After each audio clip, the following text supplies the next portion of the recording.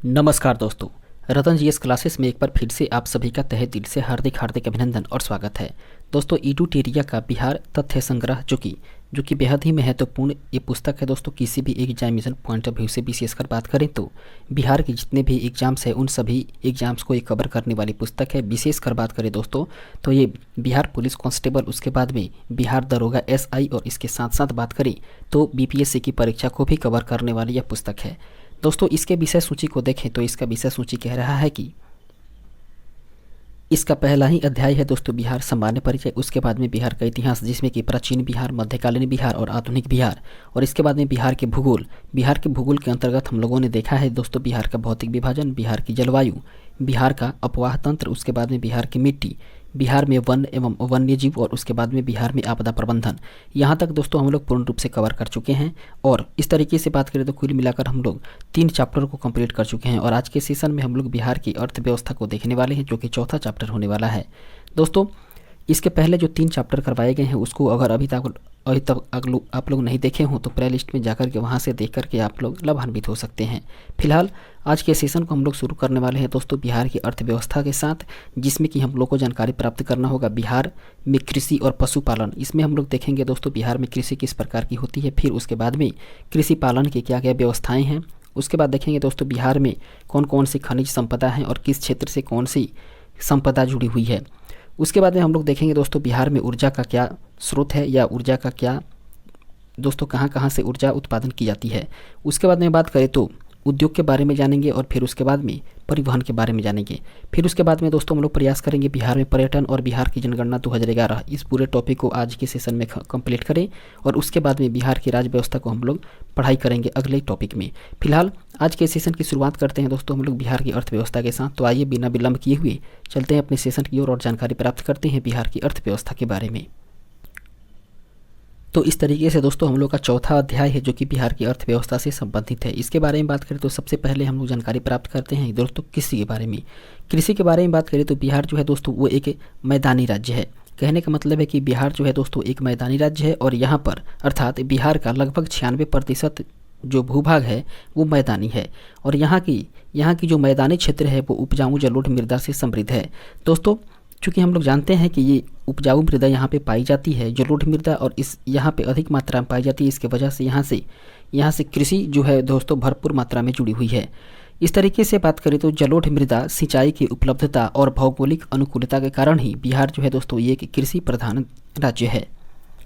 इसके बाद में अगला पॉइंट है कि बिहार के लगभग 70% श्रमिक कृषि एवं सहवर्ती क्षेत्र पर आश्रित हैं और बिहार आर्थिक सर्वेक्षण 2020-21 के अनुसार बात करें तो कृषि एवं सहवर्ती क्षेत्र का बिहार के सकल घरेलू उत्पाद अर्थात जीएसडीपी में 19.2% का योगदान रहा है। दोस्तों बिहार के कुल भूभाग में कृषि क्षेत्र की बात करें तो शुद्ध बुआई का क्षेत्र है 54.2% का। उसके बाद में कुल अकृषि भूमि जो है वो है दोस्तों 45.8%। इसके बाद में बात करें तो बिहार की जो कुल भूभाग है उसमें कृषि सघनता की बात करें तो सकल फसल क्षेत्र का जो क्षेत्र है वो है दोस्तों 72.97 लाख हेक्टेयर, जबकि शुद्ध बुआई क्षेत्र है 50.77 लाख हेक्टेयर। उसके बाद में कुल संचित क्षेत्र के बारे में बात करें तो कुल सकल सिंचित क्षेत्र जो है वो है दोस्तों 54.35 लाख हेक्टेयर और फसल सघनता की बात करें तो फसल सघनता है दोस्तों 144%। इसके बाद में बात करते हैं दोस्तों बिहार में फसल उत्पादन के प्रकार के बारे में, अर्थात बिहार में कौन कौन से फसल पाए जाते हैं और किस किस प्रकार के फसल पाए जाते हैं। इसके बारे में यदि बात करें तो सबसे पहले हम लोग रबी फसल के बारे में बात करते हैं।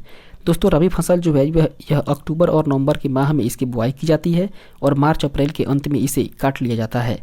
दोस्तों इसके एग्जाम्पल की बात करें तो रबी फसल के उदाहरण हो जाएंगे गेहूँ, चना, सरसों, मटर, आलू, जौ, इसके प्रमुख उदाहरण हैं। और ये सारे के सारे जितने भी फसल है दोस्तों इसकी बुआई अक्टूबर और नवंबर के महीने में की जाती है और इसको काटा जाता है दोस्तों मार्च अप्रैल के महीने में।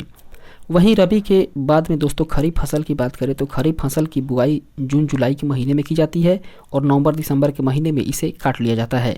और इसके उदाहरण हो जाएंगे दोस्तों धान, गन्ना, ज्वार, बाजरा, मक्का, अरहर इत्यादि। ये सारे के सारे जो फसल है दोस्तों वो खरीफ फसल के उदाहरण हैं। जबकि जायद फसल के बारे में बात करें तो जायद फसल जो है दोस्तों वो रबी और खरीफ फसल के बीच के 2-3 माह में उगाई जाने वाली फसल होती है।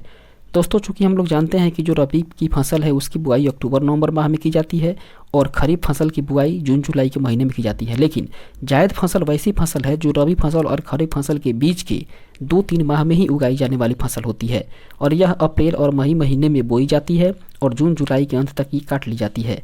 दोस्तों इस प्रकार के फसलों में बात करें तो इसमें आ जाएंगे मक्का, जूट, मरुआ, तरबूज, ककड़ी, उसके बाद में मूंग, लोबिया, पत्तेदार सब्जियां इत्यादि, ये सारे के सारे जो है दोस्तों ये जायद फसल के उदाहरण है।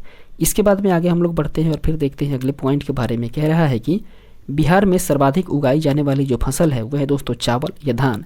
ये दूसरी प्रमुख फसल की बात करें तो दूसरी प्रमुख फसल है दोस्तों गेहूँ। इसके बाद में बात करें तो प्रमुख फसल और उसके उत्पादक एवं उत्पादकता वाले जिले की बात करें तो सबसे पहले हम लोग बात करते हैं दोस्तों चावल के बारे में। चावल का जो सर्वाधिक उत्पादन करने वाला जिला है वो है रोहतास और सर्वाधिक उत्पादकता वाला जिले की बात करें तो सर्वाधिक उत्पादकता वाला जिला है दोस्तों पश्चिमी चंपारण।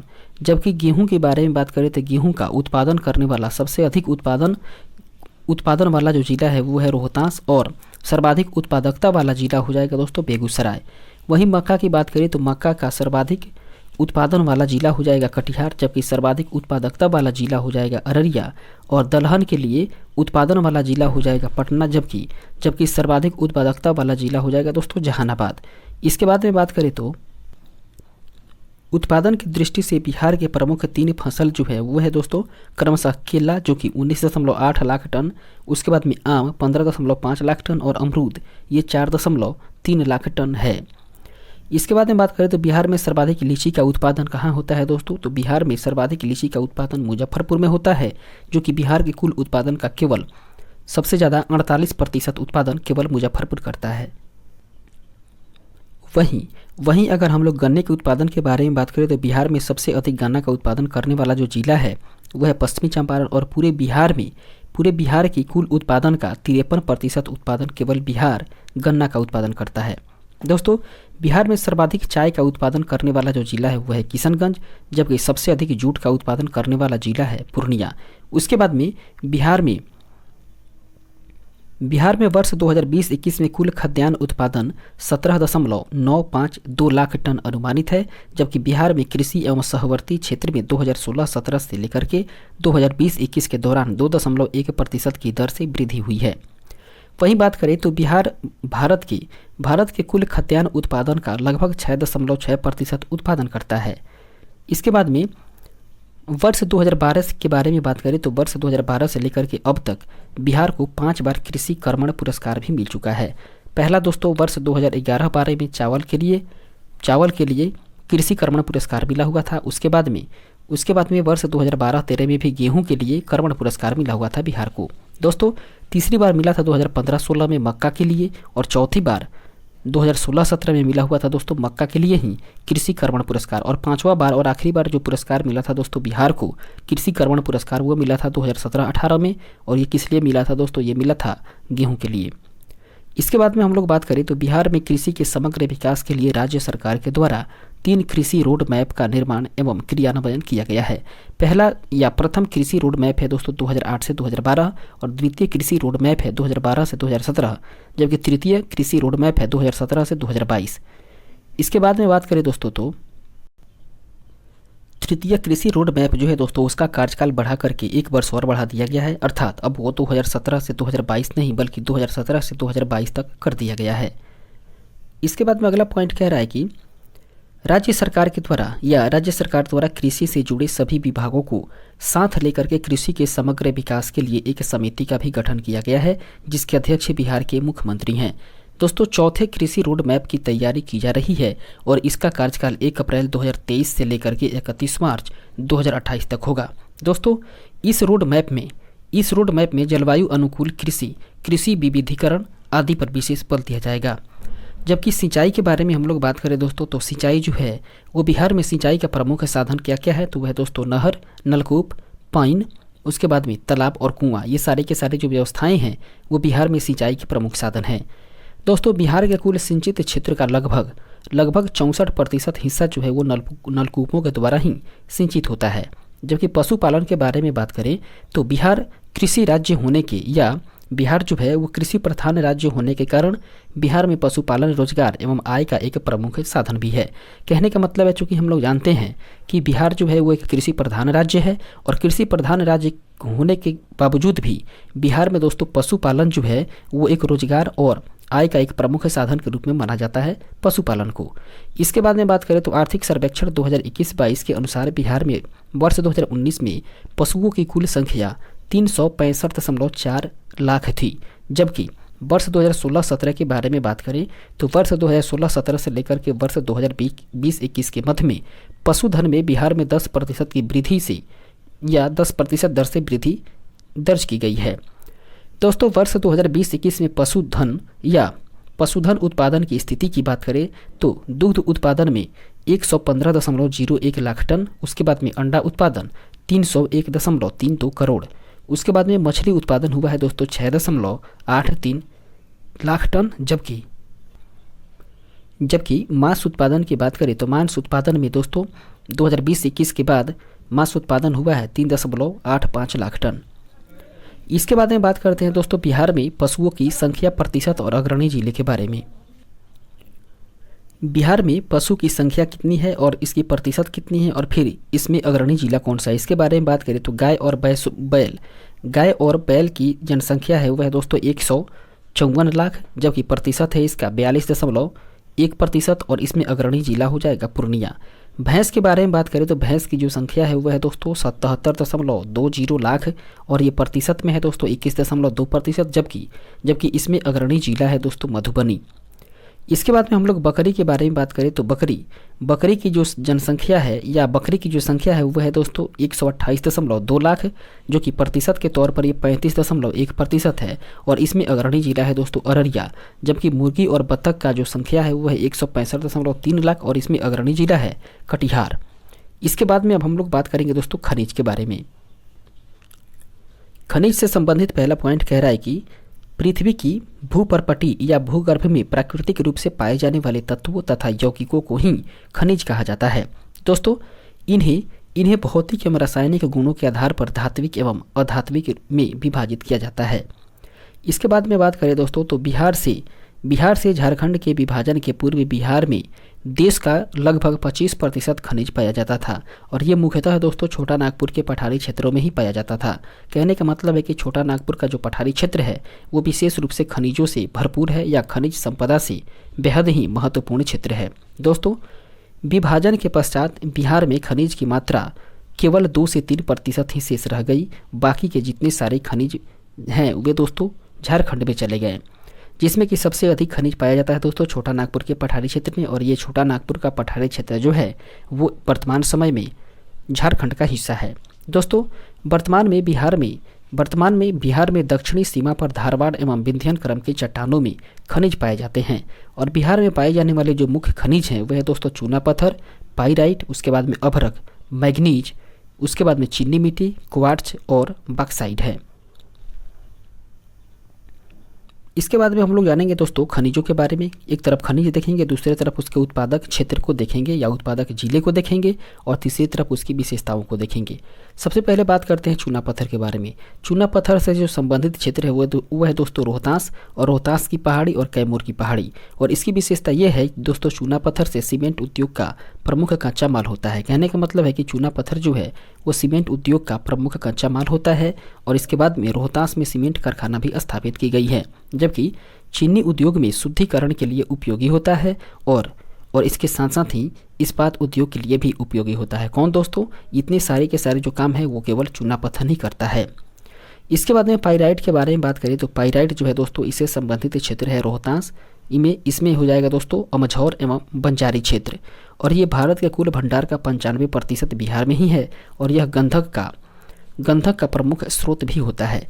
दोस्तों इसका उपयोग अर्थात पाइराइट के उपयोग के बारे में बात करें तो इसका उपयोग उर्वरक उद्योग, कागज उद्योग, पेट्रोलियम शोध इत्यादि में इसका उपयोग किया जाता है। इसके बाद में अभ्रक के बारे में यदि हम लोग बात करें तो अभ्रक से संबंधित जो क्षेत्र या जिला है वह है दोस्तों नवादा, गया, जमुई और मुंगेर और ये विश्व में सबसे अधिक या सबसे उच्च कोटि के अभ्रक जो है दोस्तों वो बिहार में ही पाया जाता है।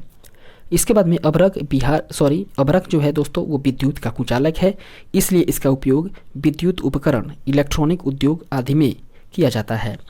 चीनी मिट्टी की बात करें तो चीनी मिट्टी से संबंधित क्षेत्र है दोस्तों भागलपुर, बांका और मुंगेर, और इसका उपयोग बर्तन, विद्युत प्रतिरोध उपकरण बनाने में किया जाता है, जबकि इसके अतिरिक्त वस्त्र, कागज, पेंट आदि उद्योग में भी चीनी मिट्टी का प्रयोग किया जाता है। इसके बाद में दोस्तों अगला खनिज है वो है क्वार्टाइज्ड।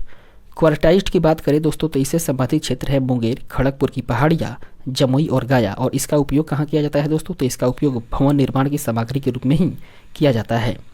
इसके बाद में बक्साइट के बारे में बात करें तो बक्साइट से संबंधित क्षेत्र है दोस्तों मुंगेर, और मुंगेर में खड़गपुर की पहाड़ी है जहाँ पर बक्साइट विशेष मात्रा में पाया जाता है। दोस्तों बक्साइट जो है वो एल्युमिनियम का अयस्क है और एल्युमिनियम का उपयोग बृहत रूप से होता है। इसके बाद हम लोग आगे बढ़ेंगे और बात करेंगे अगले खनिज के बारे में। तो अगला खनिज है हम लोग का सोना।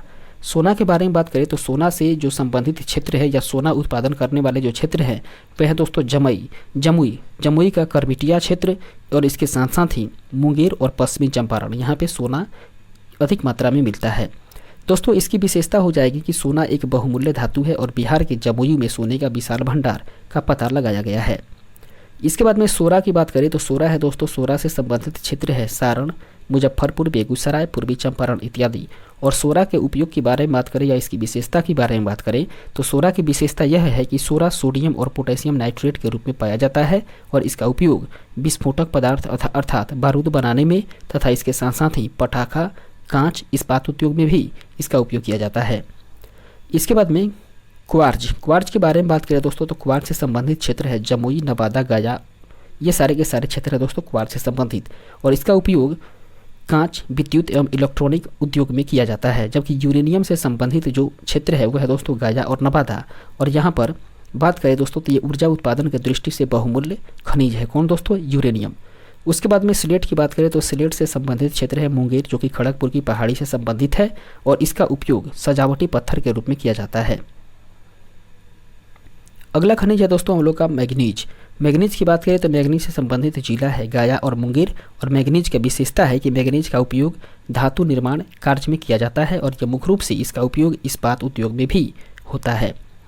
इसके बाद में एस्बेस्टस है। एस्बेस्टस से संबंधित क्षेत्र है दोस्तों मुंगेर, और मुंगेर का जो उपयोग है मुंगेर में जो एस्बेस्टस मिलता है उसके उपयोग की बात करें तो इसका उपयोग कपड़े, कागज, छत ढकने के तख्त बनाने में किया जाता है। जबकि एस्बेस्टस में आग नहीं लगने के कारण ही इससे बने कपड़े फ्री फाइटर्स पहनते हैं या फायर फाइटर्स पहनते हैं। इसके बाद में गैलेना के बारे में हम लोग बात करें तो गैलेना से संबंधित क्षेत्र है दोस्तों बांका, और इसका उपयोग परमाणु संयंत्र, रसायन उद्योग, उसके बाद में पेंट उद्योग में किया जाता है। पेट्रोलियम पश्चिमी चंपारण में मिलता है, और पेट्रोलियम का जो उपयोग है या इसकी विशेषता है कि इसको ईंधन के रूप में प्रयोग किया जाता है। और प्राकृतिक गैस से संबंधित क्षेत्र है पूर्णिया, किशनगंज और कटिहार। और प्राकृतिक गैस की यदि विशेषता की बात करें तो इसकी विशेषता है कि प्राकृतिक गैस को भी ईंधन के रूप में प्रयोग किया जाता है। अब इसके बाद में हम लोग दोस्तों ऊर्जा के बारे में जानकारी प्राप्त करेंगे। ऊर्जा के बारे में बात करें तो बिहार राज्य में ऊर्जा का उत्पादन वर्ष 2020-21 में 6422 मेगावाट रहा है, जबकि बिहार राज्य में प्रति व्यक्ति विद्युत उपभोग वर्ष जो है दोस्तों वो वर्ष 2021-22 में 350 किलोवाट घंटा रहा था। इसके बाद में बिहार राज्य में वर्ष 2020-21 में सर्वाधिक बिजली खपत वाले जो जिले रहे हैं वे हैं दोस्तों क्रमशः पटना, गया और मुजफ्फरपुर। कहने का मतलब है कि 2020-21 के अनुसार बिहार में जो सबसे अधिक बिजली का खपत करने वाला जिला है वह है दोस्तों पटना, गया और मुजफ्फरपुर जिला। यहाँ पे सबसे अधिक बिजली की खपत हुई है 2020-21 के अनुसार। इसके बाद में अगला जो पॉइंट है वह है दोस्तों कि बिहार में बिजली वितरण के लिए 2 कंपनियां कार्यरत है। पहला है दोस्तों उत्तर बिहार विद्युत वितरण कंपनी लिमिटेड, और दूसरा है दक्षिण बिहार विद्युत वितरण कंपनी लिमिटेड। इसके बाद में बिहार में ऊर्जा के 3 अभिकरण कार्यशील भी है। वह है दोस्तों बिहार राज्य विद्युत बोर्ड अर्थात BSEB, और उसके बाद में बिहार राज्य जल विद्युत निगम लिमिटेड अर्थात BHSPC। उसके बाद में बिहार नवीकरणीय ऊर्जा विकास अधिकरण अर्थात ब्रेडा। ये तीनों के तीनों जो संस्था है दोस्तों ये है दोस्तों बिहार में ऊर्जा के लिए कार्यशील संस्था। इसके बाद में बात करें तो बिहार में कुल मिलाकर के 13 जल विद्युत परियोजना चालू है, जिसमें कि 54.3 मेगावाट विद्युत उत्पादन होता है। इसके बारे में यदि दोस्तों बात करें तो पहला जल विद्युत परियोजना है पूर्वी गंडक नहर, जो कि पश्चिमी चंपारण में है, और यहाँ से दोस्तों 15 मेगावाट की क्षमता में उत्पादन होता है। दूसरा है सोन पश्चिमी नहर। सोन पश्चिमी नहर से दोस्तों ये रोहतास जिला में है और यहाँ से 6.6 मेगावाट की उत्पादन होती है। जबकि सोन पूर्वी नहर जो कि औरंगाबाद में है, यहाँ से 3.3 की, और कोसी जल विद्युत सुपौल में है, यहाँ से 19.2 मेगावाट की उत्पादन होती है। इसके बाद में बात करें तो अगनूर लघु जल विद्युत जो है दोस्तों वो है अरवल में, और अरवल से 1 मेगावाट की उत्पादन होती है। जबकि ढेलबाग जल विद्युत या ढेलबाग लघु जल विद्युत की बात करें तो ये रोहतास में है और यहाँ से भी 1 मेगावाट की उत्पादन होती है। जबकि नासिरगंज लघु जल विद्युत है दोस्तों वह रोहतास में और यहाँ से भी 1 मेगावाट की उत्पादन होती है। इसके बाद में त्रिवेणी नहर जो कि पश्चिमी चंपारण में है और यहाँ से 3 मेगावाट की उत्पादन होती है। जबकि इसके बाद में बात करें तो जयनगरा लघु जल विद्युत है दोस्तों वह रोहतास में और रोहतास से 1 मेगावाट की उत्पादन होती है। इसके बाद में सेबारी लघु जल विद्युत वह रोहतास में, यहाँ से भी 1 मेगावाट की जल विद्युत उत्पादन होती है। जबकि इसके बाद में सरखिंडी लघु जल विद्युत है दोस्तों रोहतास में, यहाँ से भी 0.37 मेगावाट की उत्पादन होती है। दोस्तों अरवल लघु जल विद्युत की बात करें तो ये अरवल में ही है और यहाँ से 0.5 मेगावाट की उत्पादन होती है। जबकि बेलसार की बात करें तो बेलसार लघु जल विद्युत अरवल में है और यहाँ से 1 मेगावाट की जल विद्युत ऊर्जा उत्पन्न होती है। इसके बाद में बात करें तो बिहार नवीकरणीय ऊर्जा विकास अभिकरण अर्थात ब्रेडा बिहार में नवीकरणीय ऊर्जा उत्पादन एवं विकास के लिए उत्तरदायी है। कहने का मतलब है कि बिहार में दोस्तों नवीकरणीय ऊर्जा के लिए या नवीकरणीय ऊर्जा उत्पादन के लिए और विकास के लिए कौन उत्तरदायी है, तो वह दोस्तों बिहार नवीकरणीय ऊर्जा विकास अधिकरण अर्थात ब्रेडा उत्तरदायी है। अगला पॉइंट हम लोग का हो जाएगा दोस्तों बिहार में प्रमुख ताप विद्युत केंद्र। बिहार में प्रमुख ताप विद्युत केंद्र के बारे में बात करें तो पहला है दोस्तों बाढ़ ताप विद्युत संयंत्र कहाँ है दोस्तों, यह है पटना में। उसके बाद में बरौनी ताप विद्युत परियोजना यह है बेगूसराय बरौनी में। जबकि बक्सर ताप विद्युत परियोजना बक्सर चौसा में है और कांटी विद्युत उत्पादन निगम लिमिटेड यह है मुजफ्फरपुर कांटी में। जबकि Kakwara ultra mega power project है दोस्तों बांका में और नवीनगर ताप विद्युत परियोजना कहाँ है, यह है दोस्तों औरंगाबाद में। इसके बाद में अगले पॉइंट के बारे में हम लोग बात करें तो अगला पॉइंट कह रहा है कि बिहार में परमाणु विद्युत संयंत्र नवादा के रजौली में लगाने की योजना है। जबकि बिहार सरकार के 7 निश्चय 1 के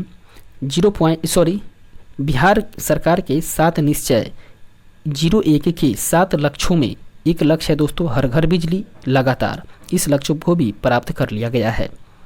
इसके बाद में हम लोग बिहार के उद्योग के बारे में जानकारी प्राप्त करेंगे। दोस्तों उद्योग से संबंधित जो पहला पॉइंट है वह कह रहा है कि अर्थव्यवस्था में उद्योग जो है वो द्वितीय क्षेत्र का प्रक्रम है और इसके अंतर्गत निर्माण एवं विनिर्माण का कार्य किया जाता है। दोस्तों बिहार में खनिज संपदा की सीमित मात्रा के कारण ही खनिज आधारित उद्योगों की संख्या सीमित है। जबकि बिहार एक कृषि प्रधान राज्य है और बिहार में कृषि आधारित उद्योगों की अपार संभावना है। दोस्तों बिहार के प्रमुख उद्योग के बारे में बात करें तो सबसे पहले हम लोग बात करते हैं चीनी उद्योग के बारे में। चीनी उद्योग दोस्तों वो बिहार का प्रथम चीनी उद्योग जो है वो 1904 ईस्वी में मढ़ौरा सारण में स्थापित किया गया था। जबकि आर्थिक सर्वेक्षण 2021-22 के अनुसार बात करें तो बिहार में 11 चीनी मिलें हैं जिसमें 10 अभी चालू अवस्था में है। दोस्तों आर्थिक सर्वेक्षण 2021-22 के अनुसार बिहार में चीनी का उत्पादन 46.22 लाख क्विंटल है। दोस्तों चीनी उद्योग के बाद इसके बाद हम लोग बात करते हैं अब दुग्ध उद्योग के बारे में। दुग्ध उद्योग के बारे में बात करें तो बिहार कृषि एवं पशुपालन समृद्ध राज्य है तथा यहाँ दुग्ध उत्पादन एक पारंपरिक व्यवसाय भी है। दोस्तों आर्थिक सर्वेक्षण 2021-22 के अनुसार बिहार में 115.01 लाख टन दूध का उत्पादन हुआ है। जबकि आर्थिक सर्वेक्षण 2021-22 के अनुसार बिहार में दूध की बिक्री जो है वो प्रतिदिन 15.22 लाख लीटर रही है। इसके बाद में हम लोग यदि जूट उद्योग के बारे में बात करें तो जूट उद्योग बिहार में जूट की 3 बड़े कारखाने वह है दोस्तों पूर्णिया, कटिहार और दरभंगा में है। जबकि पूर्णिया के मरंगा में एक जूट पार्क भी स्थापित किया जा रहा है और इसके बाद में बिहार पश्चिम बंगाल के बाद दूसरा सर्वाधिक जूट उत्पादक राज्य है। दोस्तों इसके बाद में हम लोग अगला उद्योग के बारे में बात करेंगे जो कि वस्त्र और रेशम उद्योग से संबंधित है। इसके बारे में बात करें तो सूती वस्त्र उद्योग बिहार के फुलवारी शरीफ, उसके बाद में डुमराव एवं गया में है और इसके अतिरिक्त मुंगेर, भागलपुर, बक्सर, मुजफ्फरपुर में भी सूती वस्त्र की छोटी छोटी मिलें हैं। इसके बाद हम लोग आगे बढ़ेंगे और फिर देखेंगे अगले पॉइंट के बारे में। तो अगला पॉइंट कह रहा है कि बिहार में भागलपुर रेशमी वस्त्रों के उत्पादन के लिए प्रसिद्ध है। कहने का मतलब है दोस्तों कि बिहार का जो भागलपुर क्षेत्र है या भागलपुर जो जिला है वो रेशमी वस्त्र के उत्पादन के लिए प्रसिद्ध है। और बिहार में मलबरी, उसके बाद में तसर और मंडी, ये तीनों प्रकार के रेशम का उत्पादन होता है। दोस्तों मलबरी की बात करें तो मलबरी 2020-21 में इसका उत्पादन 2 टन रहा था और इसे संबंधित क्षेत्र रहा था दोस्तों उत्पादन करने वाला सहरसा, सुपौल, अररिया, मधेपुरा और पूर्णिया। जबकि इसका दूसरा किस्म है वो है दोस्तों तसर का उत्पादन हुआ था दोस्तों 47 टन 2020-21 के उत्पादन में और इसे संबंधित क्षेत्र रहा था दोस्तों उत्पादन करने वाला बांका, मुंगेर, नवादा, कैमूर और जमुई। जबकि अंडी का उत्पादन 2020-21 में हुआ था दोस्तों 17 टन और 17 टन उत्पादन करने वाला क्षेत्र था दोस्तों मुजफ्फरपुर और बेगूसराय। इसके बाद में अब हम लोग बात करेंगे दोस्तों सीमेंट उद्योग के बारे में। सीमेंट उद्योग के बारे में बात करें तो बिहार में चूना पत्थर की उपलब्धता के कारण सीमेंट उद्योग जो है वो स्थापित किया गया है। कहने का मतलब है दोस्तों कि बिहार में चूना पत्थर की जो मात्रा है वो अत्यधिक मात्रा में उपलब्ध मिलता है, जिसके कारण ही सीमेंट उद्योग को स्थापित किया गया है। और बिहार में डालमिया नगर, बंजारी, रोहतास में सीमेंट उद्योग स्थापित किया गया है। इसके बाद में कृषि उत्पाद उद्योग के बारे में बात करें तो बिहार एक कृषि प्रधान राज्य है और बिहार में कृषि आधारित चीनी, जूट, इथेनॉल, चावल, खाद्य प्रसंस्करण, चमड़ा, उसके बाद में लकड़ी, प्लाईवुड आदि उद्योग की बृहद संभावना है। दोस्तों बिहार में भागलपुर, बक्सर और कटिहार में 3 फूड पार्क भी स्थापित करने की स्वीकृति दी गई है। जबकि बिहार जो है वो वर्तमान में देश में खाद्य उत्पादन में 7वीं, सब्जी उत्पादन में 3रे और फल उत्पादन में 6ठे स्थान पर है। वहीं बिहार की बात करें तो बिहार मखाना उत्पादन में देश का प्रथम एवं एकमात्र राज्य है जहां पर मखाना उत्पादन किया जाता है। लीची के उत्पादन में बिहार जो है दोस्तों देश में प्रथम स्थान रखता है। जबकि कृषि रोड मैप 3 में खाद्य प्रसंस्करण उद्योगों को प्राथमिकता दी गई है। इसके बाद में दोस्तों बिहार में केंद्र सरकार के द्वारा जो नियंत्रित सार्वजनिक उपक्रम है उसके बारे में बात करें तो पहला है दोस्तों fertiliser corporation of India limited जो कि बरौनी में है। उसके बाद में इंडियन ऑयल कॉरपोरेशन लिमिटेड, ये भी बरौनी में है। और उसके बाद में भारत बैगन एवं इंजीनियरिंग कंपनी लिमिटेड, ये है दोस्तों मोकामा में। और रेलवे विद्युत इंजन कारखाना ये कहाँ है दोस्तों, ये है मधेपुरा में।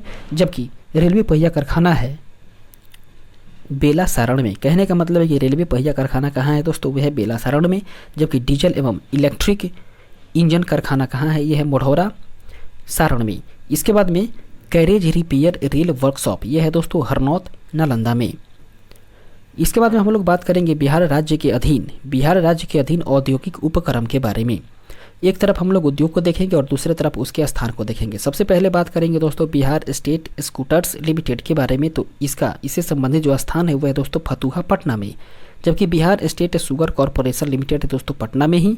और Bihar state agro industries development corporation, ये कहाँ है दोस्तों, ये भी है पटना में। इसके बाद में Bihar state dairy corporation limited है पटना में। जबकि बिहार टेस्ट स्पन सिल्क, ये कहाँ है दोस्तों, ये भी भागलपुर में है। इसके बाद में Bihar state industrial development corporation limited Patna में है। जबकि Bihar state forest development corporation, ये भी पटना में है। इसके साथ साथ बात करें तो बिहार स्टेट फाइनेंस कॉरपोरेशन, ये कहाँ है, तो ये है दोस्तों पटना में। और Bihar state text book publishing corporation limited, ये कहाँ है दोस्तों, तो ये है पटना में। इसके बाद में हम लोग बात करेंगे कि बिहार में औद्योगिक इकाई और उसके क्षेत्र। एक तरफ हम लोग उसके उत्पाद को देखेंगे और दूसरे तरफ उसे संबंधित क्षेत्र को देखेंगे कि किस क्षेत्र में इसका उत्पादन किया जाता है। सबसे पहले चमड़ा उत्पादन की बात करें तो चमड़ा उत्पादन से संबंधित क्षेत्र है दोस्तों पटना और मुजफ्फरपुर। जबकि चीनी उत्पादन से संबंधित है पश्चिमी चंपारण, पूर्वी चंपारण और सारण जिला। इसके बाद में कागज उद्योग में या कागज उत्पादन में समस्तीपुर, रोहतास और दरभंगा अपना स्थान रखता है। जबकि रेशम उत्पाद में भागलपुर रखता है। उसके साथ साथ बात करें तो सूती वस्त्र में गया, पटना, सिवान, भागलपुर है। जबकि औषधि उत्पादन में मुजफ्फरपुर और पटना है। सीमेंट उद्योग में है दोस्तों या सीमेंट उत्पादन में रोहतास का स्थान आता है। जबकि उर्वरक उद्योग में बरौनी, बेगूसराय का स्थान है।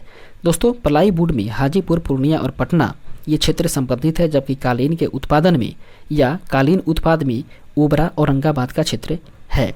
दोस्तों तेल शोधन में बरौनी, बेगूसराय का क्षेत्र शामिल है।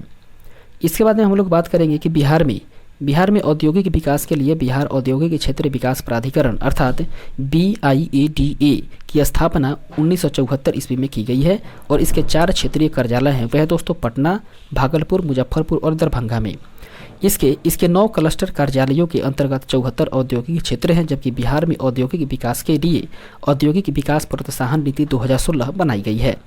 इसके बाद में हम लोग बिहार के परिवहन के बारे में बात करें तो बिहार के परिवहन के 7 साधन है दोस्तों, सड़क परिवहन, रेल परिवहन, वायु परिवहन और जल परिवहन। कहने का मतलब है कि सड़क परिवहन, रेल परिवहन, वायु परिवहन और जल परिवहन के रूप में दोस्तों बिहार में परिवहन मौजूद है। सबसे पहले हम लोग बात करते हैं दोस्तों सड़क परिवहन के बारे में। सड़क परिवहन के बारे में बात करें तो यह यातायात का सबसे आसान एवं सस्ता साधन माना जाता है।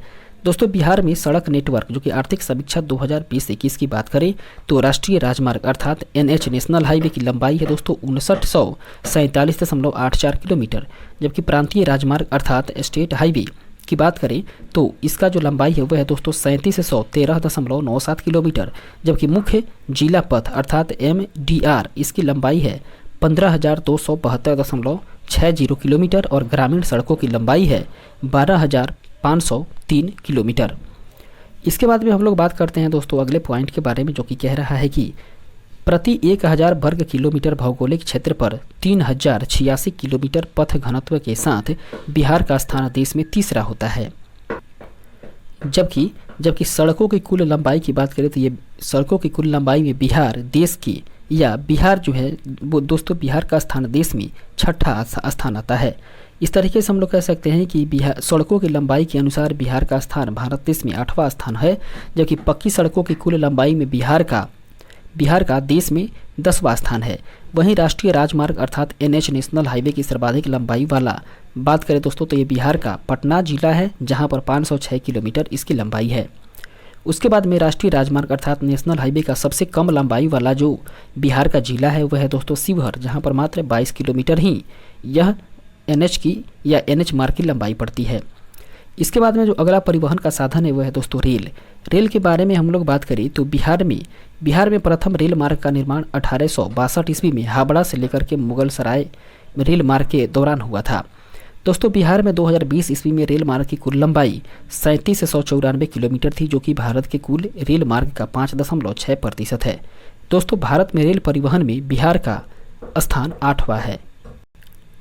इसके बाद में यदि रेल मंडल के बारे में बात करें तो बिहार में कुल मिलाकर के 4 रेल मंडल हैं।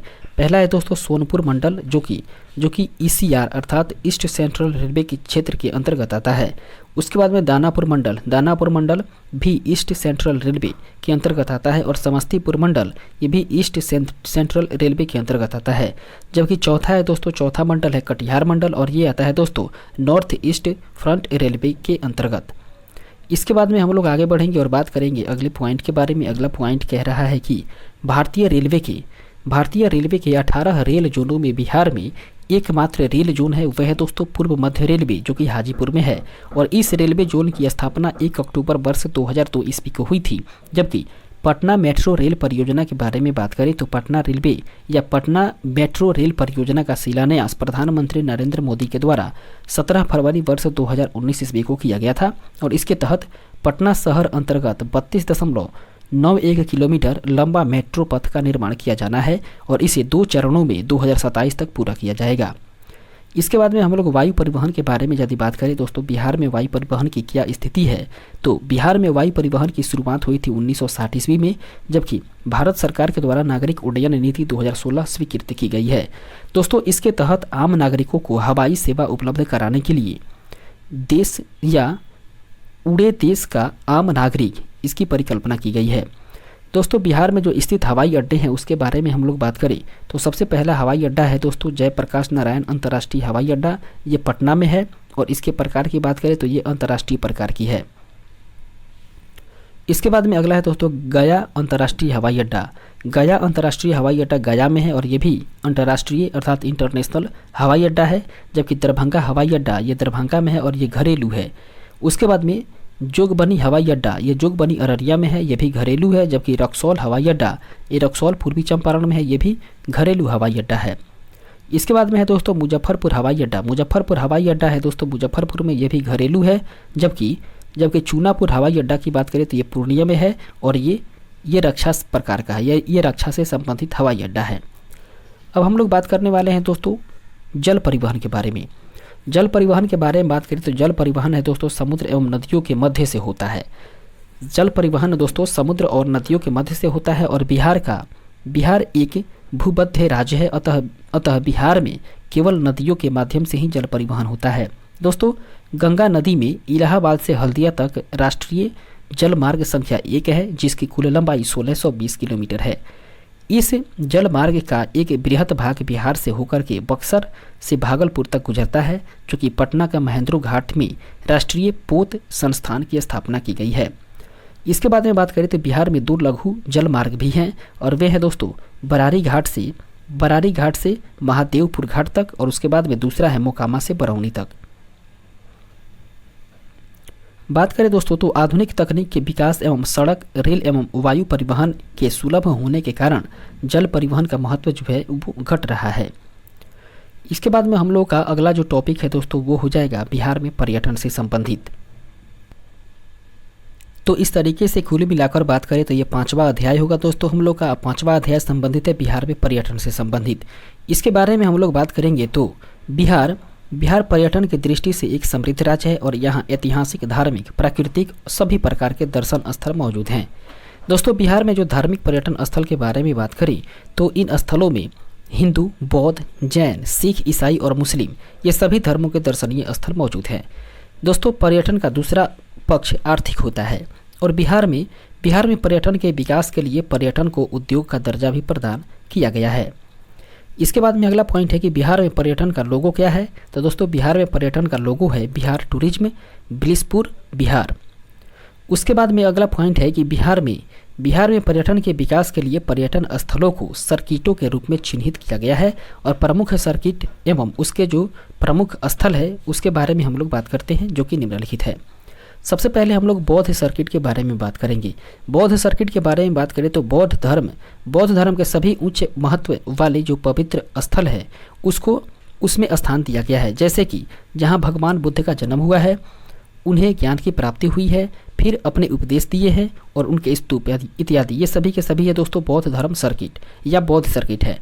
इसके बारे में बात करें तो महाबोधि मंदिर है दोस्तों, ये कहाँ है? गया में है। उसके बाद में विश्व शांति स्तूप राजगीर नालंदा में है, जबकि बुद्ध अवशेष स्तूप ये वैशाली में है, जबकि सुजातागढ़ स्तूप ये है दोस्तों गया में और अशोक स्तंभ है वैशाली में, जबकि केसरिया स्तूप ये पूर्वी चंपारण में है।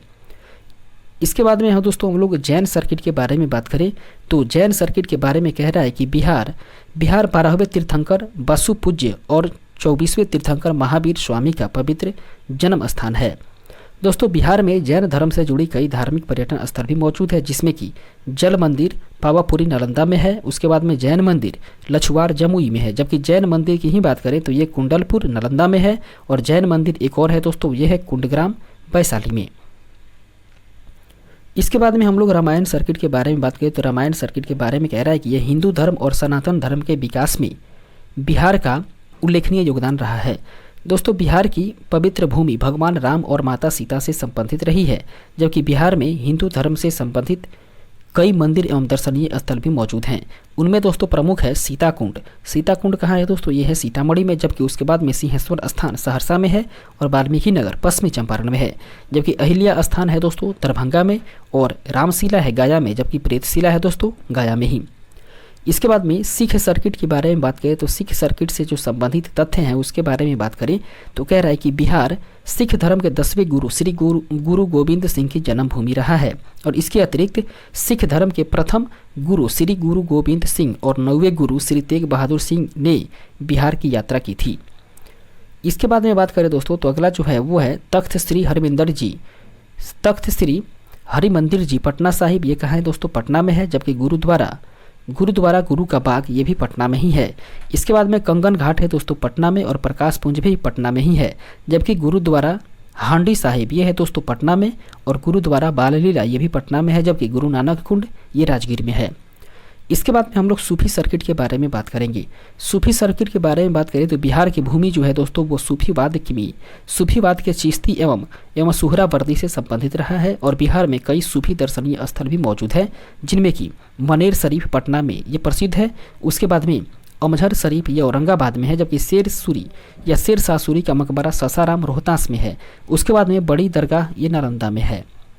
इसके बाद में हम लोग बात करेंगे दोस्तों इको सर्किट के बारे में। इको सर्किट के बारे में बात करें तो बिहार जो है दोस्तों वो प्राकृतिक छोटा जैविक विविधता एवं मनभावक पर्यावरणीय दृश्यों से परिपूर्ण स्थल है और यहाँ पर पहाड़, झरने, हरियाली के मनभावक दृश्य भी मौजूद है। और इससे जो संबंधित क्षेत्र हो जाएगा वो होगा दोस्तों वाल्मीकि नगर या वाल्मीकि टाइगर रिजर्व, जो कि पश्चिमी चंपारण में है। बराबर की गुफाएं जहानाबाद में है, जबकि घोड़ा कटोरा ये राजगीर नालंदा में है और कांवर झील बेगूसराय में है। इसके बाद में भीम बांध अभ्यारण्य की बात करें तो भीम बांध अभ्यारण्य मुंगेर में है, जबकि तिलहट कुंड ये कैमूर में है। और उसके बाद में ककोलत झरना ये कहाँ है दोस्तों, ये है नवादा में।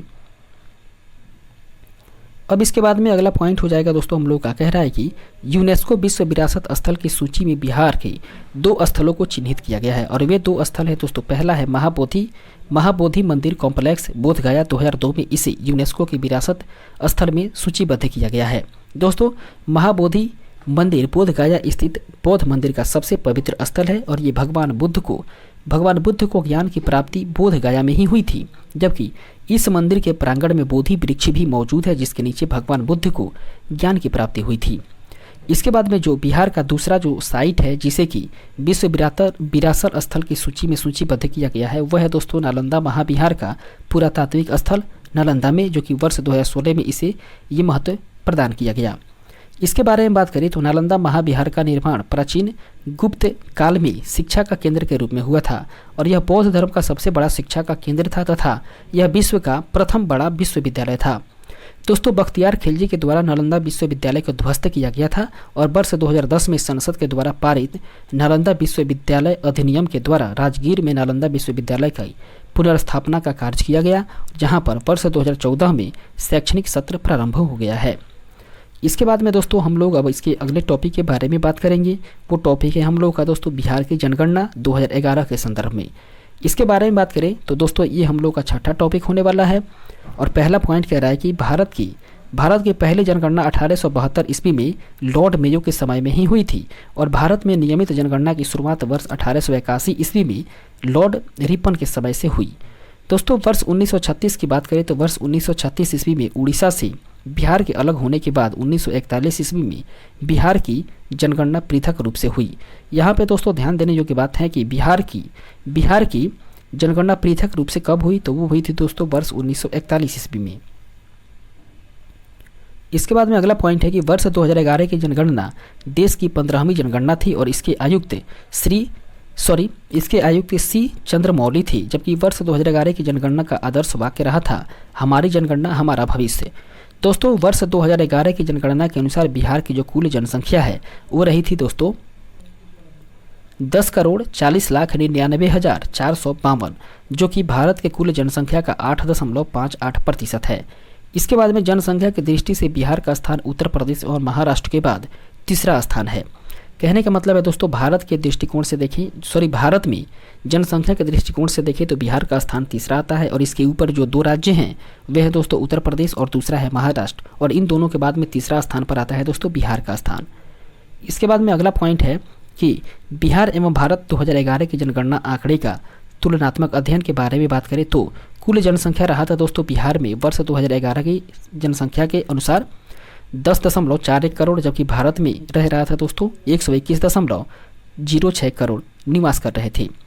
इसके बाद में बात करें तो कुल जनसंख्या में पुरुषों का प्रतिशत बिहार में था 52.14%, जबकि भारत में था 51.47%। वहीं कुल जनसंख्या में महिलाओं का प्रतिशत रहा था 47.86%, जबकि भारत में 48.53% था। इसके बाद में ग्रामीण जनसंख्या बिहार में थी दोस्तों 9.23 करोड़, जबकि पूरे भारत में 83.37 करोड़ थी। इसके बाद में ग्रामीण जनसंख्या प्रतिशत की बात करें तो कुल जनसंख्या का प्रतिशत 88.7% था, जबकि भारत में बात करें तो 68.8% था। वहीं शहरी जनसंख्या के बारे में बात करें तो शहरी जनसंख्या बिहार में निवास कर रही थी 8 करोड़, जबकि पूरे भारत में 37.71 करोड़ थी। दोस्तों शहरी जनसंख्या का प्रतिशत की बात करें कुल जनसंख्या का, तो बिहार में 11.3% था, जबकि भारत में 31.2% था। इसके बाद में शहरीकरण की दशकीय वृद्धि दर बिहार में रहा था दोस्तों 0.8%, जबकि भारत में रहा था 3.4%। वहीं वर्ष 2001 से 2011 के दौरान दशकीय वृद्धि दर की बात करें तो बिहार में 25.42% की वृद्धि हुई थी, जबकि भारत में 17.7% की वृद्धि हुई थी।